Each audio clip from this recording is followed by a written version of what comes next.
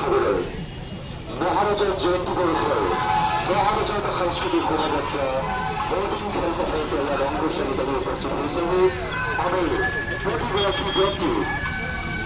এই সাংস্কৃতিক শোভাযাত্রাটি উপভোগ করিবার কারণে বিনম্রভাবে আহ্বান জানাইছো। এই মহারাজার একটা সাংস্কৃতিক শোভাযাত্রা শুরু হবার পরে জনসাধারণ